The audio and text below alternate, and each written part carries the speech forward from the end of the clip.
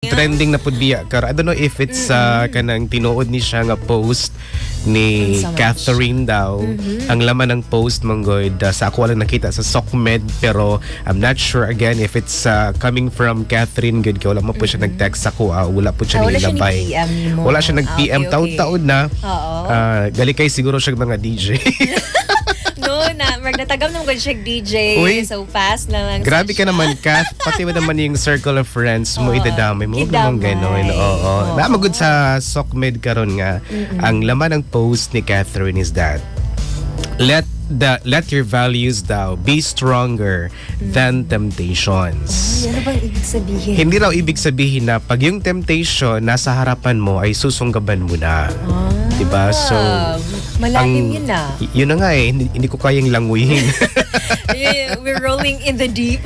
Yeah, mahirap so, yun. Malalim nun. Parang ang dami niyang na-experience. And of course, siguro may pinaghuhugutan, no? Oo, may pinaghuhugutan. At may pinapatamaan ba? Pinapatamaan niya si DJ. Uy, sinong ingat DJ kayo. yun? Baka si DJ Coco. Baka si DJ Randy Coco. Yan. Ay, yun. Kasi mahilig yun sa mga temptations. Oo, marami. Malapit sa mga temptation. Yun. It always gives in to every temptation. Naku, parang kanta na Tonight I Give In with this feeling. So, tonight I give in na pag ginasumpay nga break it to me gently. Hala, ano i-break? Ganun gently man. Lagi, nga nang hinahinayon pa man. Oy, nga, pwede naman na siya lahuson. Lahuson. Break me roughly. Murag dalan. Hala, murag dalan, Randy. Rough road. Rocky road. Rocky road. Ako rough ra ako gi-mention. Worse ang i-Rocky road. Ice cream nga Rocky road. Ice cream. Kahit Rocky road. Ampay po na ni DJ Coco. Kanang mga ice cream, di ba? Kanang mga magtilap-tilap bitaw nga mura nag-irong gihalhal.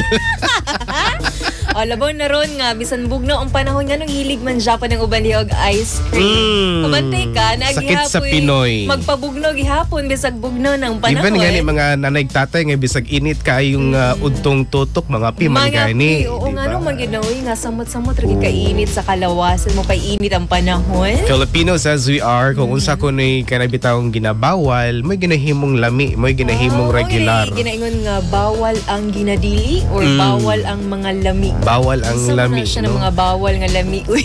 Bawal. Ito yung salitang may limang... Esophagus. Lahat ng letra ay dumadaan sa ating sinapupunan. Sinapupunan na may... diba? Diba? Layo na spoken poetry ng mga ay, ang bagay anak kay si Randy Coco. Yeah. Kasi nga isa siyang halimbawa ng esophagus. The talking esophagus. The talking